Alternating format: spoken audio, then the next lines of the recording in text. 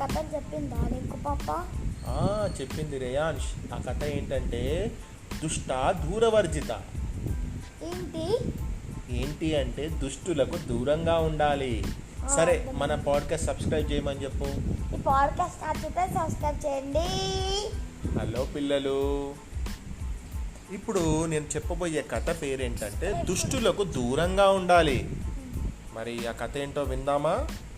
ఒకరోజు ఒక చిన్న గొర్రెపిల్ల ఒకటి పాపం బాగా దాహం వేసింది. దానికి ఆ దాహం తీర్చుకోవడానికి అడవిలో ఉన్న ఒక కాలువ దగ్గరికి వెళ్ళింది.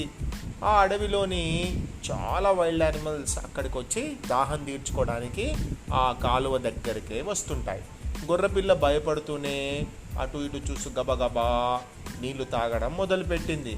కానీ దానికంటే ముందే అక్కడకు వచ్చిన ఒక నక్క కొంచెం దూరంలో నీళ్లు తాగుతుంది.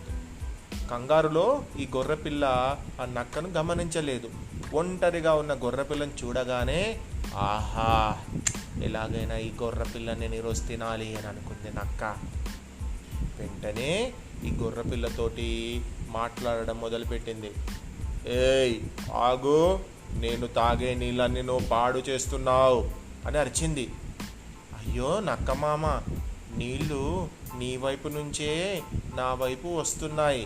నువ్వు తాగే నీళ్ళు నేను ఎలా పాడు చేస్తాను అని అమాయకంగా అంది గొర్రెపిల్ల. ఆ మాటలు నిజమే, కానీ అది ఒప్పుకోవడానికి నక్క సిద్ధంగా లేదు. నక్క ప్లాన్ చేసింది ఎలాగైనా గొర్రెపిల్లని తినాలని చెప్పి.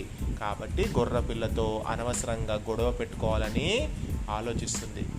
వెంటనే, ఏయ్ నాతో వాదించడానికి నీకెంత ధైర్యం? ఓహో, ఏడాది క్రితం ఇదివరకు నువ్వు నాతో గొడవ పెట్టుకున్న గొర్రెపిల్లవే కదా, నువ్వు ఆ గొర్రెపిల్లవే కదా అని అడిగింది. అడగగానే, లేదు నక్క మామ, అప్పటికి నేను అసలు పుట్టలేదు అని చెప్పింది గొర్రెపిల్ల. ఆ మాటలకు నక్కకు పట్టలేనంత కోపం వచ్చింది. ఆహా, అయితే నాతో గొడవ పడింది మీ అమ్మ అన్నమాట. మరి అప్పుడు నువ్వు కడుపులోనే ఉన్నావు కదా, కాబట్టి మీ అమ్మ గొడవ పడితే నువ్వు నాతో గొడవ పడినట్లే, అందుకే నీకు శిక్ష పడాలి అని అరిచింది. అప్పుడు గొర్రెపిల్లకి అర్థమైంది, ఆహా, ఈ నక్క నన్ను ఏదో చేద్దామని ప్రయత్నం చేస్తుంది అని. వెంటనే నక్క రావడం గమనించిన గొర్రెపిల్ల చటుక్కున అక్కడి నుంచి వెళ్ళి అడవిలోకి పారిపోయింది. ఎంత దూరం పారిపోయింది అంటే నక్కకు దొరకలేనంత దూరం పారిపోయింది. అంత దూరం? కాబట్టి పిల్లలు, ఈ కథ ద్వారా ఏం తెలుస్తుంది? మనతో ఎవరైనా కావాలని గొడవ పడుతున్నప్పుడు మనం వాళ్ళతోటి వాదించడము మంచిది కాదు. దుష్టులకు, చెడ్డ వాళ్లకు మనం దూరంగా ఉండడమే చాలా మంచి పని. దానే దుష్టులకు దూరంగా ఉండాలి అని ఈ కథ చెప్తుంది. అనవసరమైనటువంటి మూర్ఖులతోటి, దుష్టులతోటి అనవసరమైనటువంటి ప్రసంగాలు చేయకూడదు. వారికి వీలైనంత దూరంగా ఉండాలి.